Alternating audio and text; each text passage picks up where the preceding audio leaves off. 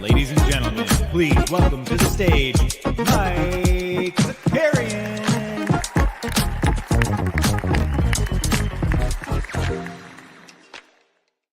And then there were two, the Miami Heat going to the NBA Finals, waxing the Boston Celtics last night. Good morning, everybody. Welcome. Also, respect to I Think You Should Leave series season 4. Is it season 4, season 3? Season 3 that just dropped last night. So we put on some Dan flashes. You know what I'm saying? We get a lot of patterns, a lot of designs. But in honor of our dear love, Tim Robinson. Who do we got in the chat this morning? We got Sneeps up in here. Dre saying Jimmy Butler winning his first chip. Rowdy Rod's here. Also, I want to shout out Sneeps again. Ran a fun little pregame trivia again last night.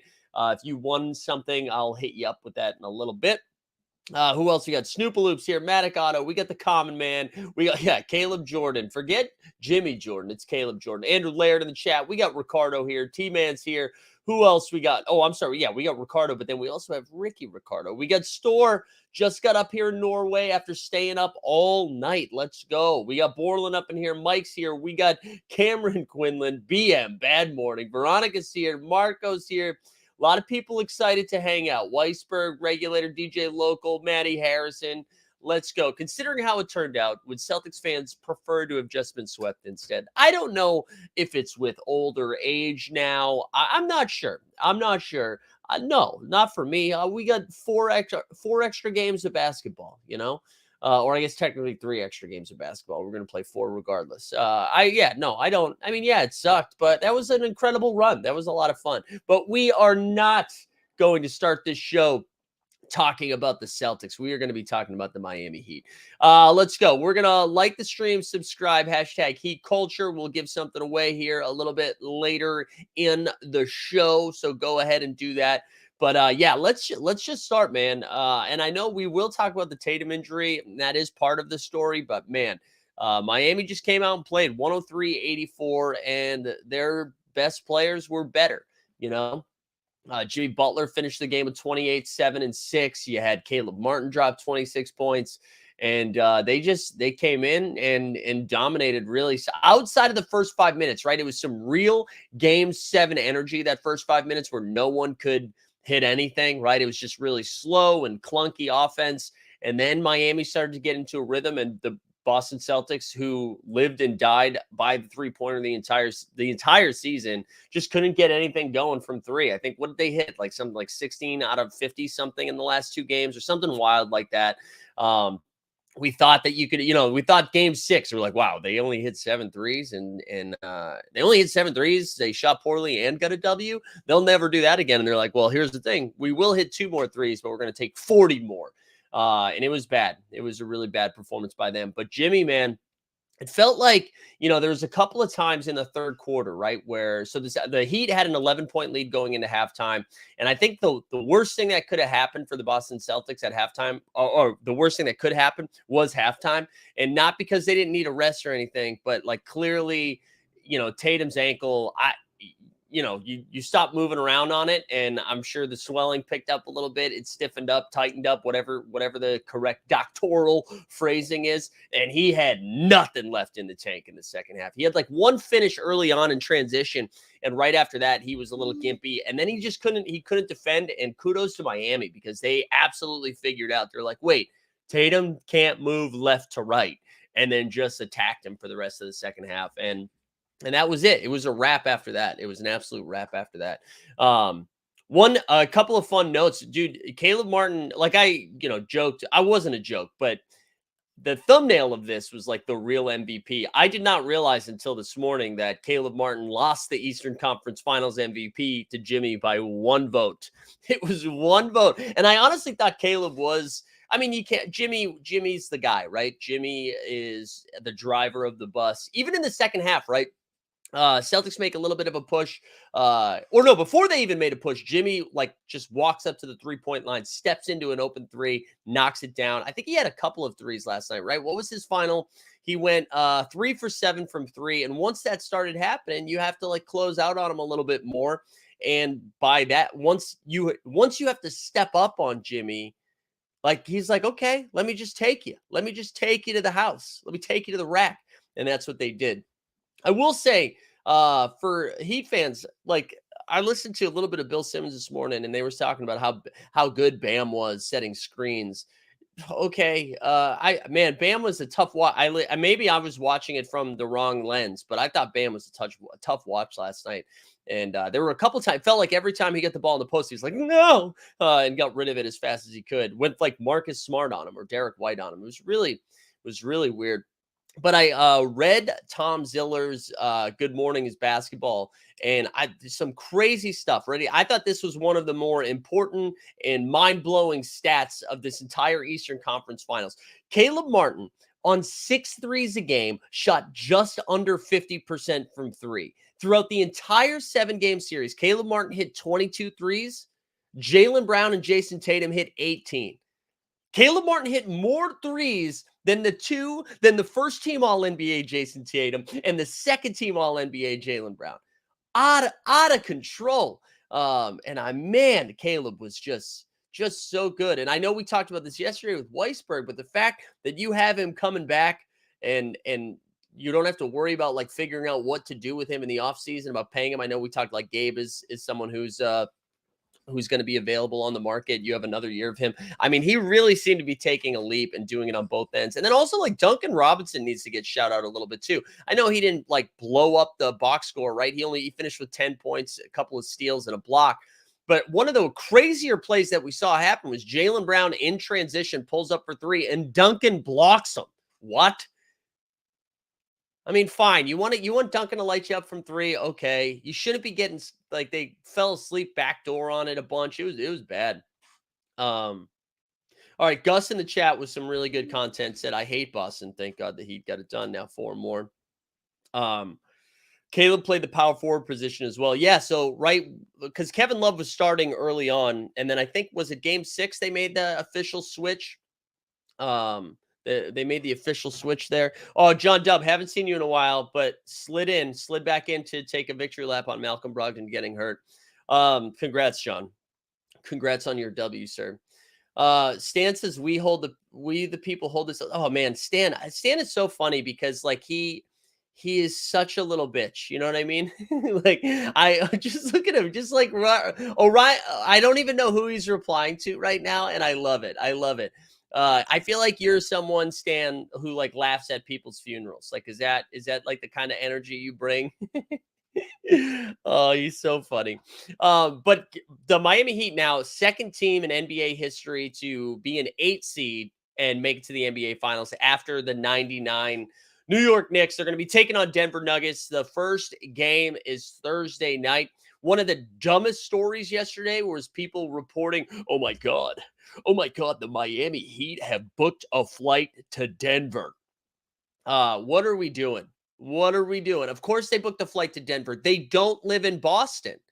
Right? So they're either going to Denver or to Miami. And I imagine if they are going to Denver, they would need to book that flight with time to book that flight. You can't just like book that flight last night to fly out tomorrow. Of course they booked the flight to Denver. It was one of the dumbest things that people were sharing on social media yesterday. Oh yeah, do they put their bulletin board material? Nope, that's how flights work. You have to book them ahead of time. That was so dumb. That was so dumb. What are we doing? Why is that a story? That is such a non-story. Honestly, your Twitter should be suspended if you shared that as something that you thought was interesting. I think you should be, and you're not allowed to use it. I need Elon to step in there. Couple other notes from, I mean, I guess we do have to talk about the Boston stuff a little bit. Does Miami not have their own plane? Are we going to get into the FAA stuff? Yeah, I'm sure it was a chartered private plane. I'm sure, but I don't think you can just wheels up. You know what I mean? I think you got to tell someone before you put little cars in the sky, right? I don't think you can just get in a plane and fly around. Ever heard of 9/11? I feel like they tightened up regulations a little bit. Didn't think we were going to get a 9/11 drop, but I don't think you could just like get into a plane. I don't think that's how it works. At least it seems like Succession. You know, Succession's the only types of people that can get those planes up right away. All right, Jalen shot 60% from three this series. Yeah, that was tough. All right, let's talk a little bit more about the Boston side of things. All right, let's talk a little bit more about the Boston side of things. We should talk more about Miami too, but we have to do it. We have to do it. So we already talked about how they couldn't shoot. I mean, the Tatum thing was bad, right? He clearly wait, getting close to a biased take. Wait, what are you talking about? Because of the planes? How is that a biased take? Do you guys really think that should have been bulletin board material? Hold on. And at first, I thought the bulletin board material was for Boston. You're actually saying that this is part of hashtag heat culture because they chartered a plane to Denver? What are we doing? Is that really what's happening, Veronica? Are we now saying, because at first that was being shared around like, oh, what a mistake. Now we're saying, actually, that's what separates Miami from the rest of them is they are willing to charter planes to where the next series would be.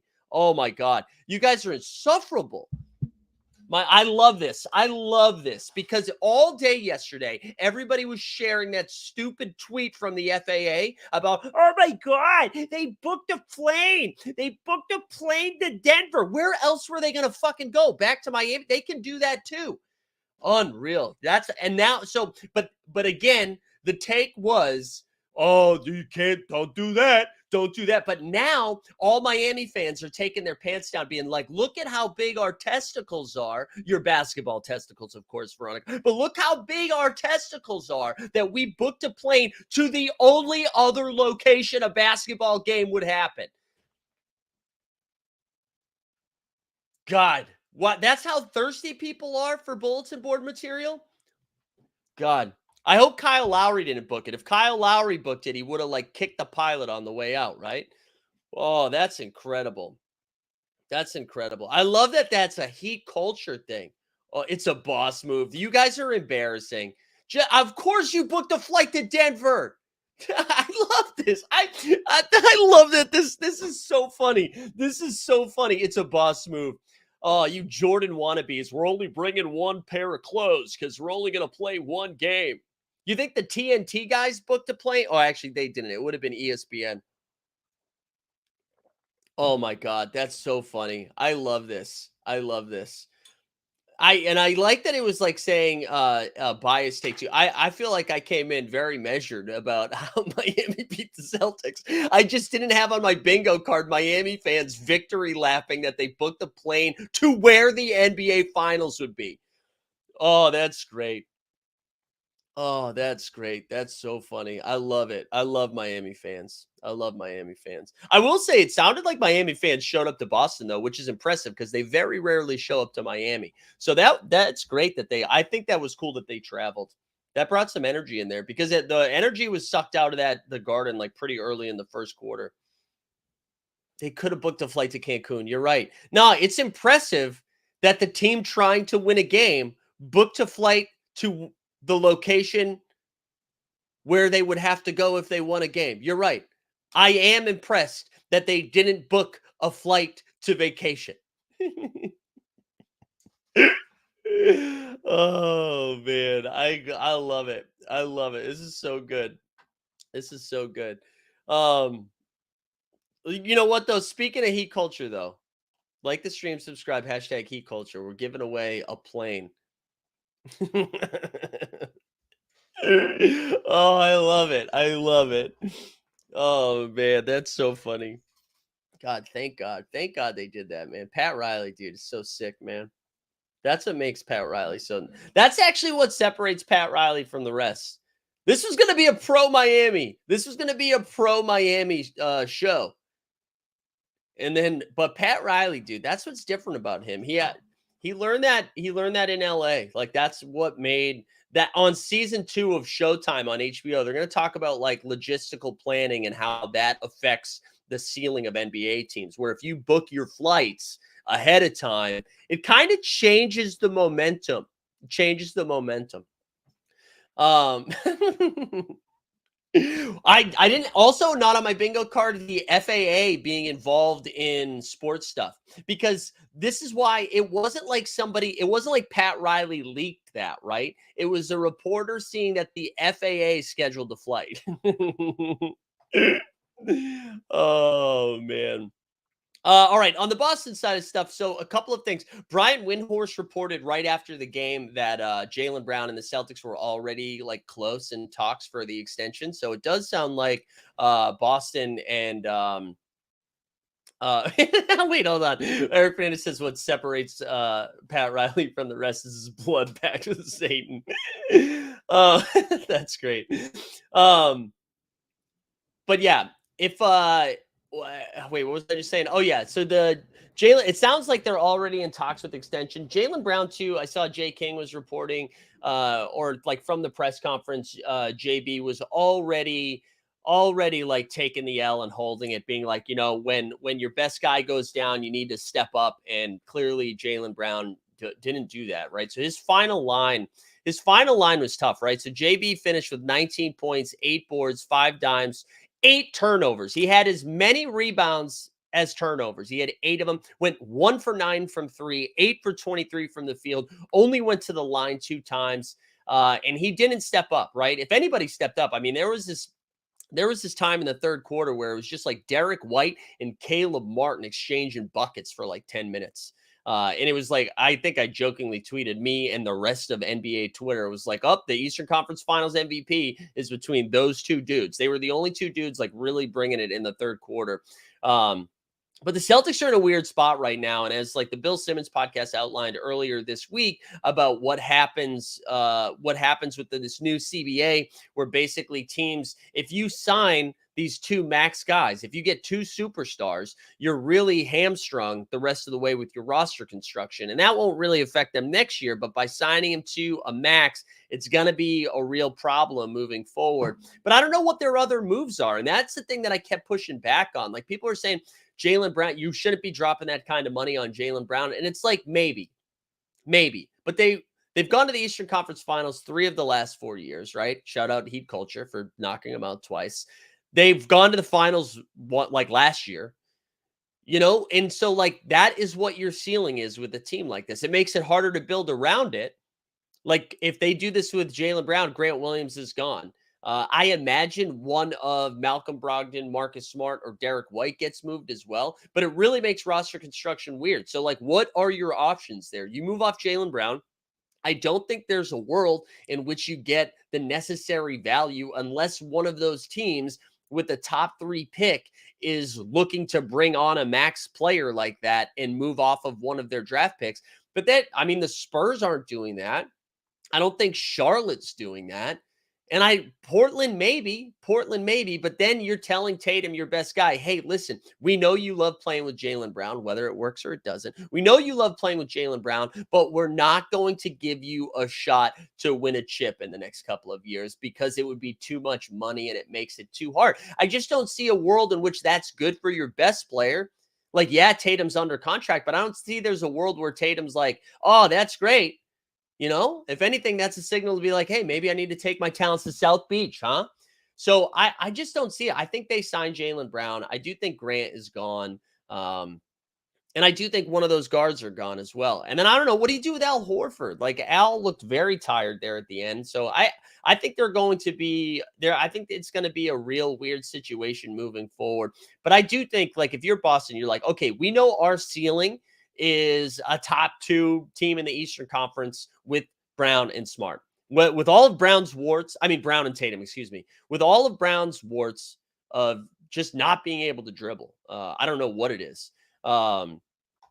He'd have been Stan says he'd have proven they are better than the Celtics. Imagine adding a healthy Hero.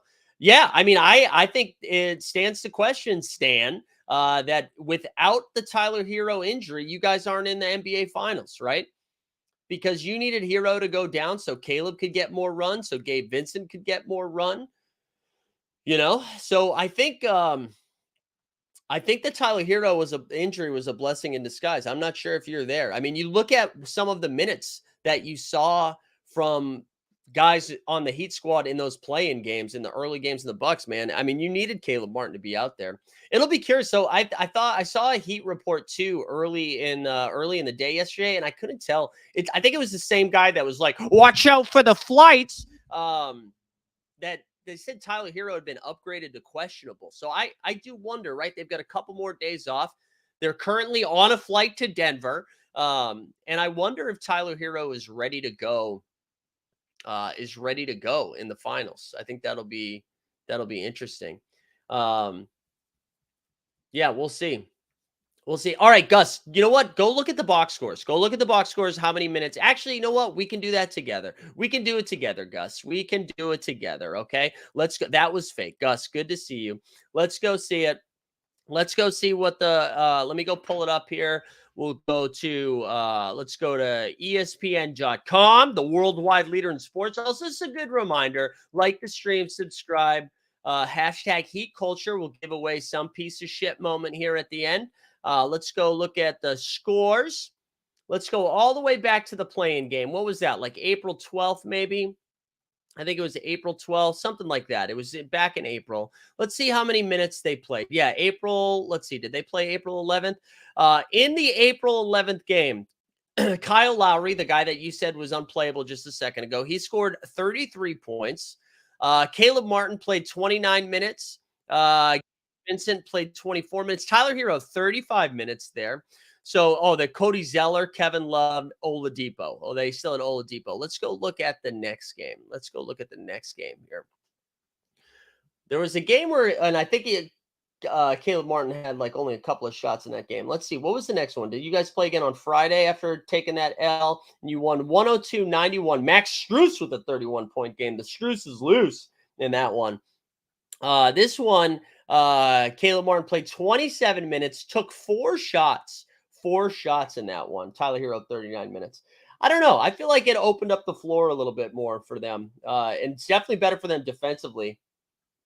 This is a good question. Did Hero book a flight to Denver? That's a good question. We do need to check that out. That is a good question. We have to look into it. But all right. Anyways, let's anything else on the Celtics? I don't think we have to go down that road anymore. I don't think we have to go down that road anymore. PJ Washington greater than Tyler Hero. Yeah, I don't know.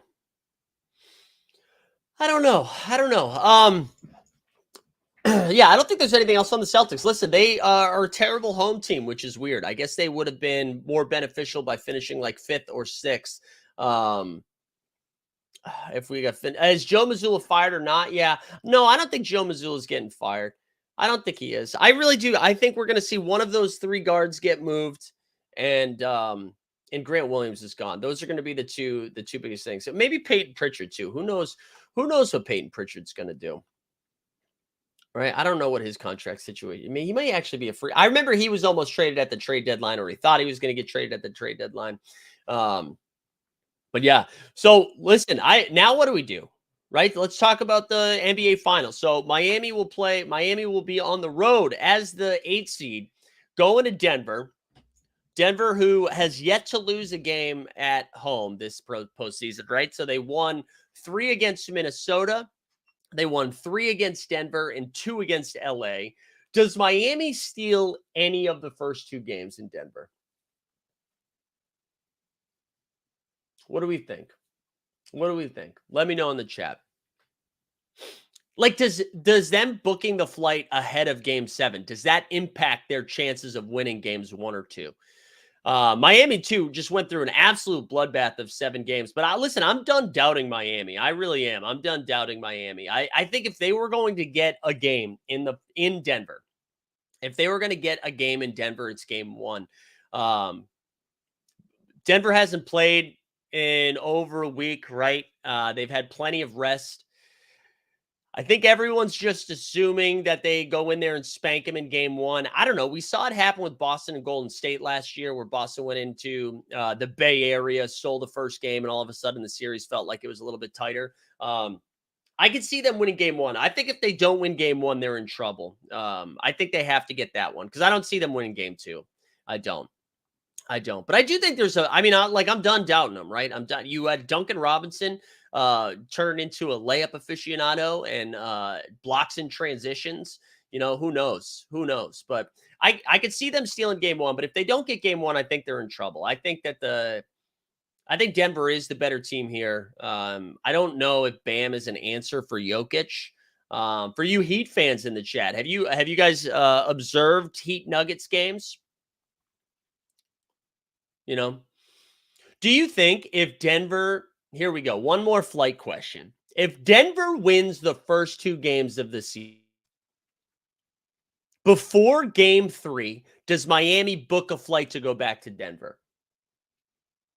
And I don't mean for logistical reasons, because of that Pat Riley chutzpah, right? That would really send a message. Book your or should they book their flights now? Just get it on the docket. Get it on the docket early. Yeah, I agree with this, Mike. Game 1 is the only chances Denver could be a little rusty. Yeah, I agree with that.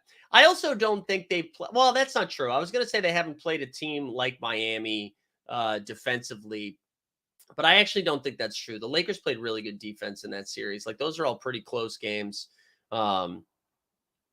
I think, there's going to be a lot of zone. I do agree with this, Gus. There's going to be a lot of zone because I'm not sure. Miami fans in the chat, do you think? Oh, yeah, Markhamice. The real alpha move is booking a flight to the White House right now to celebrate their championship. I love that. Who is the Murray matchup, right? I mean, we know Bam is a really good defender. But who is the Jamal Murray matchup? I don't think you can play zone against a team like Denver. One of the reasons that makes Denver pretty special is that everybody passes. Everybody is a really solid passer, and the ball zips around a lot, and that's how you beat zones, right? And so, you don't want to leave Michael Porter Jr. open for threes, Jamal Murray open for threes. They've got shooters. I don't think Gabe is a strong defender, though, right? I don't think that's something that Gabe brings to the table. One other thing that I thought was kind of interesting about the Gabe, I was thinking about the Tatum injury last night and how Tatum rolls his ankle right that very first possession of the game, and it was kind of funny, not funny, but like ironic. I don't even know if that's the right word, but Gabe Vincent slides in to take the charge. I actually thought that was almost a charge too. He got there like a half second late. I remembered when Gabe rolled his ankle, it was kind of the same thing where Tatum was like defending him. It was just this like weird thing. They both rolled their ankles. I also heard in a report, I think it was from, who was it? Sean Grandy, I think, said that Jimmy Butler just knows how to play hurt and Jason Tatum doesn't. This isn't an indictment on Jimmy Butler's toughness. Like, I do think Jimmy Butler is super, super tough. Jimmy Butler missed a game after he rolled his ankle. He didn't play game 2, right? So I thought that was so weird that Tatum was very hurt. It was very clear that Tatum was very hurt. I thought that was such a weird take to say that Tatum didn't have the toughness to play through an injury like that, where I was just like, did we forget Jimmy missed the second game? Did we forget that happened? And again, not an indictment on Jimmy. I think Jimmy is incredibly tough.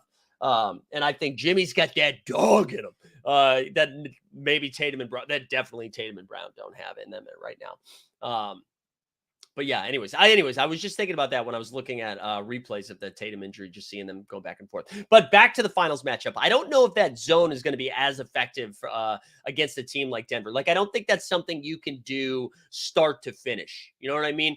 I think when the Heat roll out the zone and it's most effective, it's when it comes out of nowhere. Tesla says they should have tried to utilize Tatum where he's dangerous from a stationary position as like a spot up shooter. Snoop says, Mike, are we going to Pittsburgh in November for a football game and have to fly? Is this something we should book in advance, or are we able to just walk up and jump on a plane? Honestly, I appreciate this. Wouldn't have happened without Veronica. So Veronica, thank you. I feel like you gave me 8 extra minutes of content. So it almost feels like that was planned. You know what I mean? But anyways, I'm really excited for the finals matchup. That's what was one of the, like, just as a basketball fan, one of the great things about the Eastern Conference Finals doing what it did.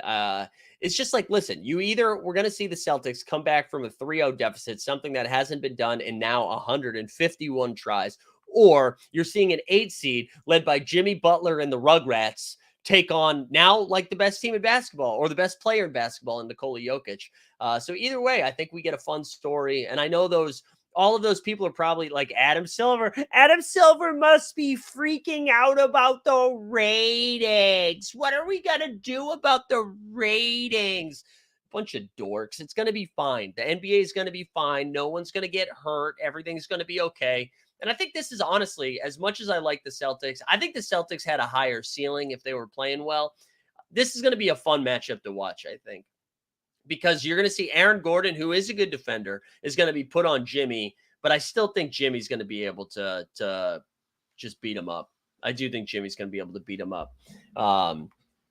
And I do think Jimmy's looked tired. Like again, let's look at his line last night. How many minutes did Jimmy play last night? I forgot. I'm looking at games back in April. Dude, Jimmy, 43 minutes, man. 12 for 28 shooting, 3 for 7 from 3, 28, 7, and 6 with 3 steals on top. And I hate to be like cliche and dorky about it, but this comes back to Caleb Martin, right? Is Caleb like, if Caleb Martin can do what he just did in the Eastern Conference Finals, I think this is a series. Because I do think Aaron Gordon can slow Jimmy a little bit. I think Jokic, I don't think, even though they have Jokic defending him, I'm done believing that Bam can show up offensively. So, I mean, the fact that they were able to do it, the fact that Miami was able to win without Bam, like, doing anything. And, Stan, remember we were going back and forth in the Discord about this, and I was saying that, like, Al and Time Lord will outplay Bam a handful of times. Like, I was like, that'll just happen. And it's just because Bam no-shows. What I didn't see happening was Bam no-showing while the Celtics bigs were also no-showing. So we had this weird thing of like, yes, Bam didn't perform well, but the Celtics bigs were like, hold my beer. Because let's look at Al's line. And Robert Williams played 18 minutes, I think, last night. I don't know. How did you guys feel about those, Robert? 14 minutes, excuse me. He had 8 points and 6 boards. I guess he was -9, but everybody was minus. Nobody was in the plus except for Mike Muscala and Luke Cornett. Shout out Luke Cornett. But I thought Robert Williams had good minutes out there. But anyways, Al Horford, 3 for 8 from the field. He had 8 points and 8 boards in 34 minutes. And like I said, Time Lord, 8 points, 6 boards in 14 minutes. It just seemed weird that they weren't using him as much. They didn't outplay him. He just sucked on offense. Yeah, I thought he was pretty bad. I thought Bam was pretty bad. What else? Yeah, they kept going under and leaving shooters open. Yeah, but everybody did that. It didn't matter who they played. Like Grant Williams did that a bunch of times. It just seemed like Miami seemed so methodical on offense. Sorry, I know we're going back to that game, but Miami seemed so methodical on offense that even though when there was there was this possession where Jimmy Butler with 3 seconds left on the shot clock is driving into the paint and then kind of does this whip around pass. And it seems like they're going to get a shot clock violation or a bad shot. And he hits Max Strus wide open for 3 buckets. And it felt like they did that every single possession. And that's what makes them tough. They're just so mentally strong. At no point, and even when they lost 3 consecutive games, at no point did Miami seem rattled, right? When Boston loses those games, they look shook, right? They can't get a good shot. They look stuck offensively. They look lost defensively. Miami, when they were losing those games, it still felt like they were doing Miami things. They just weren't going their way. They don't seem to, their identity doesn't change. Their toughness doesn't change.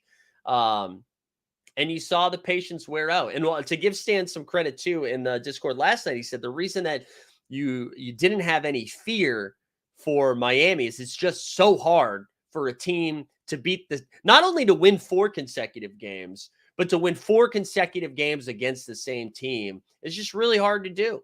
And it was proven again last night. And that's why teams that go up 3-0 are now 151-0. You know who the real loser is, though? Rochester. I feel like we're not going to talk about Rochester professional basketball too much anymore. Because how many times did you guys hear about the Rochester professional basketball organization over the last couple of days, right?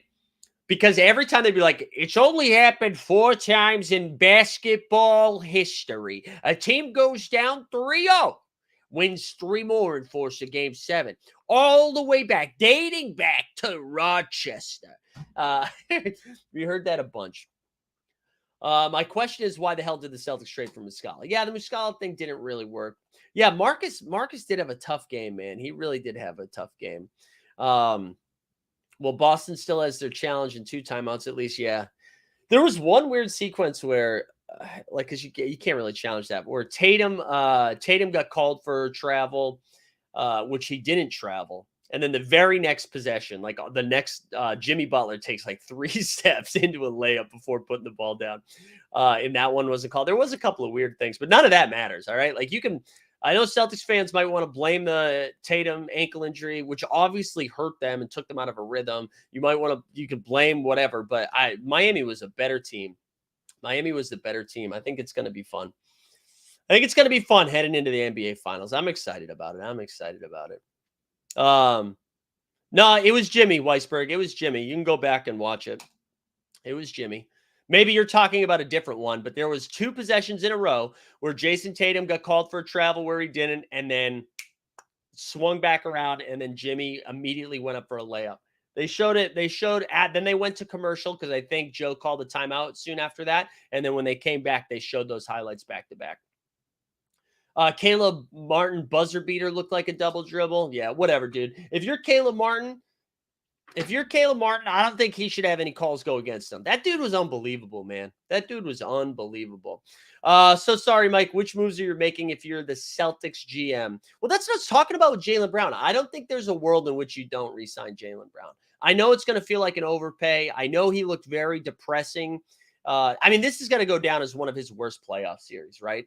And I also did watch the finals last year, but I don't think there's a world in which you get like the same value back off moving off Jaylen Brown, because like you basically have to get rid of Jaylen. And then you get rid of Jaylen, and then, okay, so Jaylen for Shaedon Sharpe in the 3rd pick. Do you think Jason Tatum is excited about it? That's the hardest thing about this. If not only does it affect your ceiling as a team in the immediate future, right? This team is built to be good for the next 5 years, but you're not building for like 8 to 10 years from now. You're building to win right now. You have Jason Tatum, who's 26 in his prime, and you need to surround him with people that are going to help elevate that team's chance at winning a finals championship. That's what they're built for, right? We already talked about how they went to the finals last year. 3 of the last 4 years, Miami Heat and Boston have squared off in the Eastern Conference Finals. That's what the goal has to be. And sure, it might seem short-sighted being like, well, it's going to be tough to build a roster around 2 max guys. I get it. But I just don't see a world in which you're building a more competitive roster than the continuity of bringing Jaylen Brown back. And like, contrary to popular belief, they're like, oh, they don't like each other. They only play Top Golf because they had to. They fake. Jaylen Brown and Jason Tatum love each other. Those dudes are close. They like playing with each other. I think you're sending a real weird moment, a real weird signal to the rest of that organization, to Jason Tatum, that you're not trying. It's sending a weird message. And if Tatum, and then maybe that all of a sudden sparks Tatum to be like, hey, maybe I shouldn't be playing there. Maybe I shouldn't be playing there. Is Jaylen Brown DeMar level of band handle? Think he can improve here? The handle stuff is weird, man. He can't. I don't know. I don't know what to say. I mean, he's now. Bill Simmons has been saying for the last 2 weeks that Brown is the player that he is, which is he's not going to get any better. This is the guy that he is, which is weird because up until this year, he's just been saying the difference. Jaylen Brown has gotten better each and every year. So I don't know. But the offseason is going to be interesting for them for sure. Again, I said this earlier, but Windhorst reported already that the Jaylen Brown's team and the Celtics are already in talks about the extension, and it's probably going to happen. I will be interested if Jaylen Brown takes a little bit of a discount. I don't think he will. But I mean, I wouldn't just get that cash, baby, get that paper. But I don't know. I'll be interested to see what happens. I think that's it on the Celtics offseason. Did we talk about Miami enough? I feel like I need to be giving Miami more praise. I don't know what else to say except they were just a better team, man. And listen, I do think if I have to pick, I think Denver's going to win the series. I think Denver has the best player in the series. I think they're the better team. They have home court. They're well rested. They didn't just go through a 7-game war with the Boston Celtics, right? That being said, I wouldn't be shocked, man. I wouldn't be shocked. And I wonder if it is very similar to the Lakers, that even if Denver wins in 6 games or 5 games, I just don't see Miami getting blown out. I feel like they're going to be, I think it's going to be they're going to be dogfights. Again, similar to the Lakers. Has any player ever turned down a Supermax? I don't think so. And Jaylen Brown, it would be different, I guess, if this was his second deal, right? If he had already, James Harden, when he took a haircut with that Sixers team this year, you can look that Harden's already made that crazy money. And Brown's doing fine, but he hasn't had that massive deal yet. So yeah, any advantages you see for the Heat experience or for Heat experience? Denver pretty new to this stage. Yeah, I mean, I guess you could say that. I guess, right. So Miami's been to Jimmy. This was Jimmy's second finals appearance. We've already seen Jimmy perform at an insane level, not only in the playoffs, but in the finals before, right? Remember that massive triple-double he had against the Lakers in that series? Yeah, Jimmy's got the experience. I think Michael Malone is a great coach, but I think they'll still have a coaching edge. And I think they'll have a toughness edge. I do. I think they will have a toughness edge. I think they're just a mentally tough team, man. Again, it doesn't matter what's happening in the game. Their mental awareness doesn't shift, There we go. All right, there you go, Stan. I'll do that for you. I'll give you a little Tyler Hero. Hopefully he is back too. I mean, I would like to see Tyler Hero back.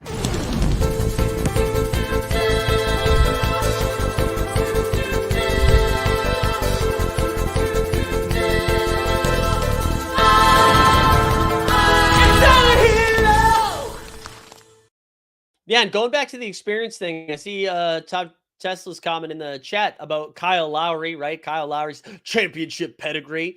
And hey, listen, one thing we didn't talk about, which we did a YouTube short on earlier after the Heat went up 3-0, Kevin Love has now been to the playoffs 5 times, and he is now appearing in his 5th NBA Finals, right? Did the first 4 with the Cleveland Cavaliers, and now this is his 5th time in the playoffs and his 5th Finals appearance. The streak lives on. So they also have Kevin Love's voice in the locker room as well. So good stuff. Good stuff. New CBA Supermax is a little confusing, says Regulator. I thought anyone drafted by a team could sign it. No, well, you have to by making an all NBA team, you can get higher, right? So that's why he can get that 35% instead. So that's part of it. But there's harder caps now. I'd go listen to the Bill Simmons. I'd go listen to the Bill Simmons podcast with Ryan Russillo from the weekend that posted on Sunday. that covered. They did like a good breakdown. It was kind of like a breakdown for dummies, which I appreciated because it's been once people start talking about aprons, I'm confused. You know what I mean? I don't really consider aprons to be a part of the basketball universe, and it's a lot of apron talk. Or Weisberg will write a letter in the Discord too, and he'll try to explain it for you. So you can check both of those things out. Um, I'm trying to think of anything else. A couple of things for the rest of the week. So no shot tank this week. However, John Boy and myself will be starting up an NFL best ball show. So we're going to be talking a little underdog best ball. I see Brent's comment. I'm going to go to underdog in a second. But the NFL talk has started a little bit for best ball. Well, it started a while ago. And John and I wanted to start getting into the NFL groove as we head towards the offseason. So we're going to start doing that on Wednesday nights. So we'll have a little bit of that. Thursday, we'll have the morning show again. But then Friday, I don't think we're going to do a morning show on Friday as I'm traveling. I'll try to have something for you guys. I'll try to have something just so we talk about game one. Maybe it's an abbreviated one.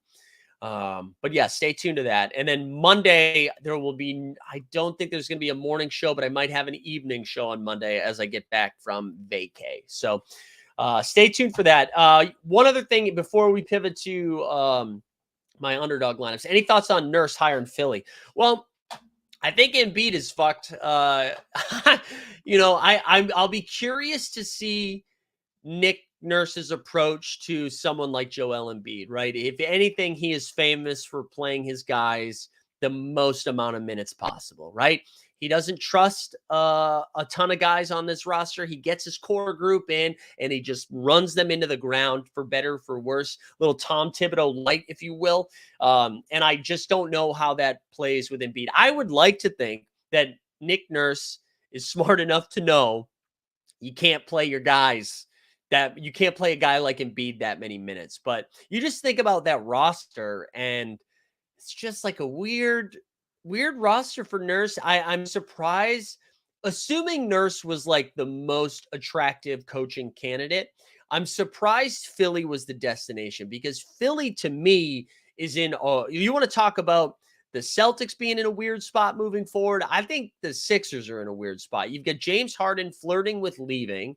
And if he doesn't leave, that means you're just dropping a bag on an aging star.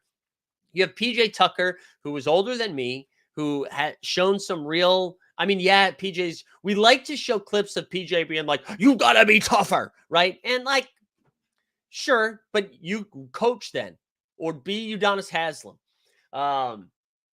So I think their roster construction is really weird, but I do think Nurse is a great coach. Talk a little bit about the Bucks hire, and Shiggins says Bucks are in a weird spot too. Entire top of the East is weird. Yeah, the Bucks have to decide who they're going to pay. Again, talking about this new CBA, right? Dudes like Joe Ingles are going to be tough to hold on to. Jay Crowder, who I know didn't really play, but like these were meaningful guys. You have Pat Connaughton, Grayson Allen.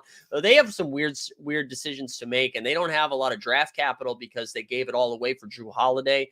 I don't think they have their first round pick this year.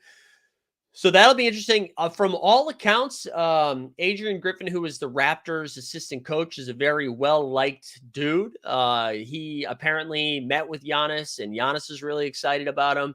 I'd be remiss not to say, there's some like weird stuff or like alleged domestic abuse type stuff that then he like filed a countersuit of defamation with, I believe, his ex.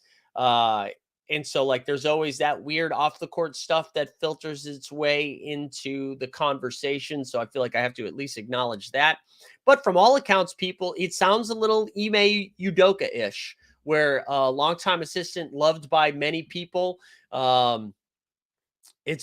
And it seems like a really good fit. He seems like he's going to be a good coach. Tesla was saying kind of a dirtbag move, pulling his name from the Bucks job. Yeah, so I mentioned this earlier in the week, right, where the Shams report, 15 minutes, not even, it was like 5 minutes before the report came out from Woj that Griffin was going to be the hire. It was reported that Nurse had pulled his name out of consideration which initially I was like, wow, that means he wants the Sixers or Suns job. Like he must know he's got that job, one of those jobs locked up. And we didn't think it was the Suns because it seemed like the assistant coach from the Suns was going to be the guy that got it. And so, yeah, it did seem like a little weird. I don't know. What I would love to know, I'd love a little truth serum. Was that like posturing to make it seem like Nick Nurse didn't get picked over, right? So that he didn't hurt his feelings or something like that? Or is that really what happened? Did Nick Nurse look at it and was like, you know what? I think I'd rather have the Philly situation. I think there was, we talked about it earlier in the week. I think Tesla, you actually brought it up about how Nick Nurse, wow, the dog came in hot. Nick Nurse worked with Daryl Morey back in the G League days of Houston, right? It is kind of wild, though. You think of like the Milwaukee Bucks finished with the best record in the East. They got a new coach. You get the Philadelphia 76ers. You know what? The Philadelphia 76ers, I was going to say something else, and I realized it's not. They finished third in the East, and they got a new coach. The Celtics might have a new coach. Who knows? Who knows? All we know is Brooklyn's screwed. That's what we know about the East. Brooklyn is screwed. All right, let's remind the people here, like the stream, subscribe, hashtag Heat Culture. People were asking how my underdog lineups had done, and I'll share that here in a second. Yeah, underdog, it's weird. I can't be mad about my underdog experience, right? Because we finished in the money. We did a good job, but we did 150 lineups at the beginning.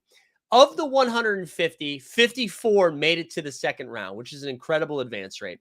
Of the 54, 14 of those made it into the semifinals. And then of those, only one made it into the finals.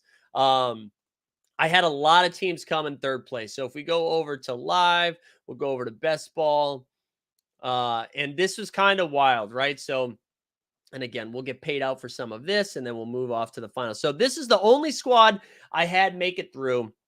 It was a Celtics, Heat, Warriors build, right? So I had Derek White, Jason Tatum, and Time Lord, along with Bam and Jimmy Buckets. And then I also had Steph and Clay in there as well. So I was hoping for a Celtics Warriors final. But so I will have this lineup will have Bam and Jimmy live. And you're going to see a lot of these teams are dead, right? A lot of teams will have Celtics, or a lot of teams will have like a lot of Nuggets teams probably are fell off because they only played 4 games, and it's going to be a lot of Celtics teams that went through. Brent said the teams in first place in my pods are already dead. Only 1 or 2 players live. Yeah. So we had this lineup coming third that had 2 Celtics and 2 Lakers. This was the most tilting one. This lineup came in third by like 30 points. It had 5 Nuggets, 2 Celtics, and Jimmy Butler. This one had 3 Celtics and 3 Lakers. That one came in third. So 3 third places, a fourth place. So a little frustrating end to it, but I can't be too mad. I still got a team in the finals, so we'll take it. Reminder too, if you sign up for underdogfantasy.com, use promo code HOLD, HOLD, a 100% deposit bonus match for first place up to $100. We'll be talking a lot more about underdog as we head to the football. I still find the links in the show notes to Pookie as well. I'm not going to talk about Pookie today because they delayed their drop one day, but Major League Soccer goes live tomorrow. So we'll talk more about that tomorrow as well. But hey, listen, congrats to the Heat fans. We'll take them on. We'll take on Denver Thursday night. Flights already booked for the Heat. Luckily they didn't have to change anything. You know, they could just go right there. Stay tuned for some more content updates. Vegas, baby, Vegas. If you haven't booked your flights for Vegas yet, just a reminder, July 6th and the 9th will be at the Park MGM. We've got live shows. We've got NBA guest players. We've got a happy hour. We've got an investors hang. We got UFC 290. We've got the NBA convention. We have so much going on in a short amount of time. It's going to be a lot of fun people there. We hope you come join us. If you have any questions, we get a channel in the Discord called Vegas Summer League. We can talk more about that. If you haven't joined the Discord yet, get in there. The best part about the Discord is there's a lot of fun banter back and forth. And then every once in a while, a bot joins and tells you for $10, they can get you 4 million in Bitcoin. Yeah, Bandy is hardcore snoozing. He comes in hot and then he goes right back to sleep. That's the life he leads. And then the second I stop talking, the second I end the show and stand up, he will bolt to the door because he knows it's time to go for a walk. So he'll be jacked up. And we got to get him out now because the weather's still good before it gets too hot, you know? But as always, appreciate you guys being here. Like last call, like the stream, subscribe, hashtag Heat Culture. Can I get to Vegas in 100? But no, it's going to cost more than 100, Mike, especially if you're international, baby. I also say, listen, we're over 9,440 subs now, 9,441. That's exciting. The quest for 10K. I heard No Dunks talking about how they're approaching 100K. Isn't that crazy? Isn't that crazy? But yeah, appreciate everyone being here. If you're a Celtics fan, hell of a run. Can't be mad. Can't be mad. I know people were asking, would you rather get swept instead of experience 7 games? No way, baby. Yeah, that's right. Check out the new channel as well. Team Hold NBA. Team Hold NBA. We got Team Hold Live, where we do all of our live content. We got Team Hold NBA with some of our produced content. Shout out Veronica too. That's the one thing that I'm excited about. You know, a staff member of Team Hold, out there getting to enjoy the NBA Finals, okay? Is it at 350 subs? Is it really? We must have got a big boost today. I'm going to start putting our produce shorts over there. Let me check that right now. Let's see. No, 325. You tricked me. 325. Almost at 350, though. I think we had a lot of people sign up for a giveaway, create burners like that, Eric Lewis. Shout out Eric Lewis. All right, let's spin it. If you win, shoot me a DM at Mike Zakarian or in the Discord. I will hit you up. I hope everybody has a great day. Who's it going to be? Andor. Let's go, Andor. Congrats on the big dub. All right, let's go. Nuggets in 6, but hashtag Heat Culture. Enjoy the rest of the day. We are out.